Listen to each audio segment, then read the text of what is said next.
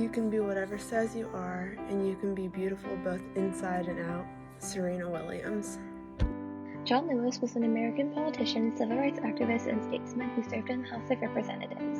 He is celebrated for chairing the Student Nonviolent Coordinating Committee and leading a march that was halted by police in Selma, Alabama, a historic event in civil rights history that led to the day being known as Bloody Sunday. John Lewis once said, "Get in good trouble, necessary trouble, and help redeem the soul of America." John Lewis said this on March 1st, 2020, atop the Edmund Pettus Bridge in Alabama. He sadly passed away on July 17th, 2020, but his memory and his mark on our history will never be forgotten. Michelle Obama is an American attorney and author turned the first African-American First Lady from 2009 to 2017. She advocated for higher education, service members and their families, and healthy families. She also advocated for education for everyone. Michelle Obama once wrote, "There is power in allowing yourself to be known and heard, and owning your unique story and using your authentic voice. And there's a grace in being willing to know and hear others. This, for me, is how we become." Michelle Obama wrote this in her noteworthy book, Becoming. These words represent the fact that everyone has a voice, so don't be afraid to use yours. My favorite quote is from Martin Luther King Jr., and his quote is, "Injustice anywhere is a threat to justice everywhere." This quote was very important to the African American community in the Civil Rights Act of 1965. This affected everyone and gave everyone a deeper meaning of what justice was to African Americans.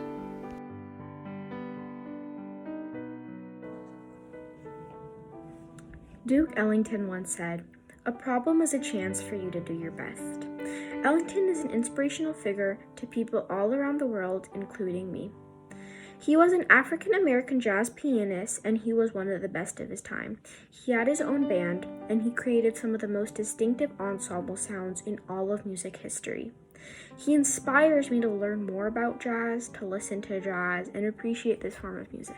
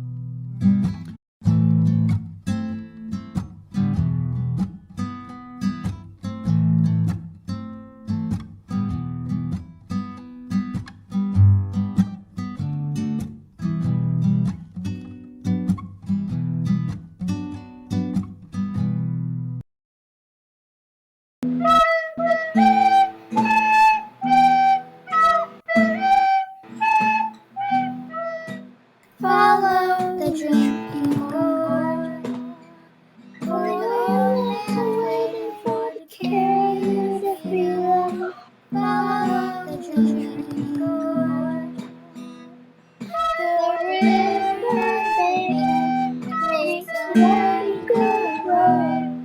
The dead trees will show you the way. Left foot, peg foot, traveling on. Follow the drinking boy. Follow the drinking boy. When the sun comes back, that means spring. When the sun comes back, it refers to spring, a better time to travel secretly. And the first quail calls means quails in Alabama start calling each other early in mid-April. When the first quail calls, so they're calling each other in April. The riverbed makes a mighty good road means follow the Mississippi River. When it says the dead trees show you the way, it means the dead trees will show you north because the moss only grows on the north side of the tree. Or dead trees in the forest, and if you can't find the way north, you just follow the dead trees that are in the forest, and then they will actually lead you north. I chose left foot, peg foot, traveling on. Means like on, because on the dead trees it has a left foot and then a peg foot.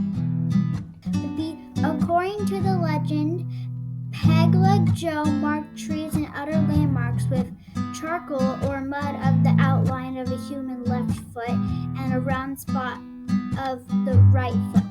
According to the legend, Peg-Leg Joe marked trees and other lands with charcoal, mud, anything that would make an outline. He made an outline of a left foot and a peg foot.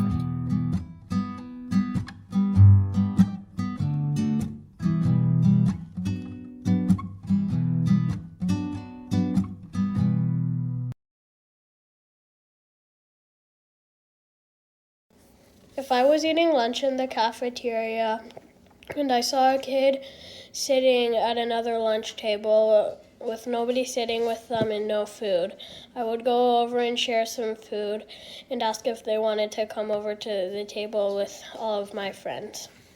If I saw somebody sitting in a corner alone and looking really sad, I would immediately ask him what's wrong because that is really important. And let's say that he said he was lonely. I would do whatever I can to make him comfortable and happy, like maybe playing with him at recess or sitting next to him at the lunch cafeteria. If I saw a kid sitting by themselves and crying, I would go up to them and ask them what was going on. Sometimes the problem is happening at home, so the kid might want to be alone. But if they do want to talk, I would be there. This is important because kids can get depressed and no one wants that. So maybe if they talk to someone, they would be okay. If I saw someone sitting at a lunch table alone with no food, I would first go comfort them.